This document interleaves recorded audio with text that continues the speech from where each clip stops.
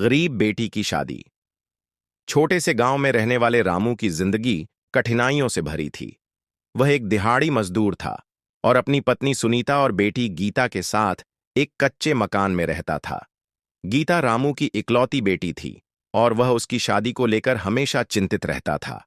गीता सुंदर और सुलझी हुई लड़की थी।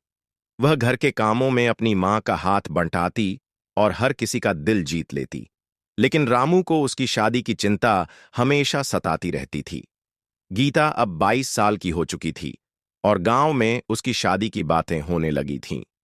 लेकिन रामू के पास न दहेज देने के पैसे थे और न ही शादी के लिए कोई खास इंतजाम।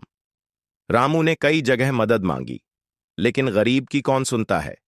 वह दिन रात मेहनत करता ताकि थोड़े थोड़े पैसे जोड़ सके, लेकिन जो पैसे वह कमाता वे परिवार के रोजमर्रा के खर्चों में ही खत्म हो जाते। एक दिन गांव के एक बड़े आदमी धर्मपाल जी ने रामू को बुलाया। धर्मपाल जी ने कहा, रामू, मैंने सुना है कि तुम गीता की शादी को लेकर परेशान हो। बताओ, मैं तुम्हारी कैसे मदद कर सकता हूं। रामू ने झिझकते हुए अपनी समस्या बताई। धर्मपाल जी ने कहा, गीता हमारी बेटी जैसी है, तुम उसकी शादी की चिंता मत करो। मैं और गांव के लोग मिलकर शादी का सारा खर्च उठाएंगे। रामू की आंखें भर आईं। उसने धर्मपाल जी का हाथ पकड़ते हुए कहा, आपने मुझ पर बहुत बड़ा एहसान किया है, मैं यह जिंदगी भर नहीं भूलूंगा।